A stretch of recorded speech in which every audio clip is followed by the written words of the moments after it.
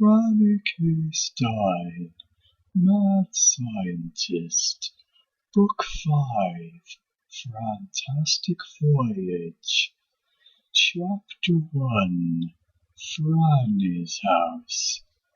The Stein family lived in the pretty pink house with lovely purple shutters down at the end of Daffodil Street. Everything about the house was bright and cheery. Everything, that is, except the upstairs bedroom with the tiny round window. Behind this window was Franny's room, which was also her laboratory. Even for a mad scientist, Franny's lab was unusual. Her experiments and inventions were far beyond those of your average everyday mad scientist. In fact, Franny's work was so complicated that she found she could not do it alone. She had a lab assistant named Igor. Well, he wasn't a pure lab. He was also part poodle, part chihuahua, part beagle, part spaniel, part shepherd, and possibly part some kind of weaselly thing that probably wasn't even a dog. Franny had been through a lot with Igor, and he had learned a great deal about mad science working with Franny in her laboratory. But Igor was still awfully young, and Franny was still nervous about letting him work on any of the more dangerous projects. Chapter 2, Franny Loses Face. Franny remembered the time that she was working on a device that would make bite-sized jelly donuts with the press of a button.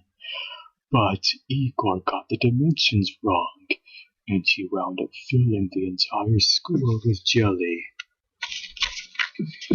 Then there was that time Franny was trying to create a beautiful new kind of striped flower by adding the DNA from a tiger to an ordinary houseplant.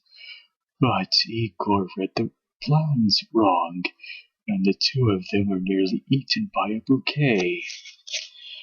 And she could never forget when she invented the automatic face scrubber. Igor changed one of the settings, and it pulled Franny's face right off. Luckily, Franny was pretty good at emergency surgery, and managed to get her face reattached without too much trouble. Igor could be a real pest sometimes, and Franny's upcoming project was going to be so dangerous that she just could not risk Igor messing things up. Franny knew that there were people who handled pests every day. Pests like scorpions, termites, and the very worst of all, her brother. Chapter 3, Mom Knows Pest. Franny could sneak a rabbit warthog into the house without anybody hearing it. She could raise a family of electric eels in the toilet without ever getting shocked. She could even make a cloned T-Rex ride a unicycle, but she could not handle her brother Freddy. Franny noticed that Freddy never really bothered her mom. She could cook and read and change the oil in the car, and Freddy never seemed to be in her way. Franny just knew that if she tried to do any of those things, both Freddy and Igor would bug her like crazy. Franny wondered what sort of brilliant methods her mom was using to restrain Freddy. Perhaps she suspends him over a tank of brat-eating penguins, or encases him in a block of ice, which could also control the odor.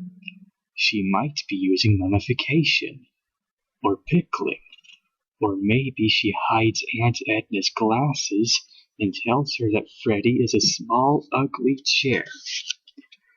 But Franny's mom had used an even simpler, more effective, and more diabolical restraining device than Franny could ever have imagined.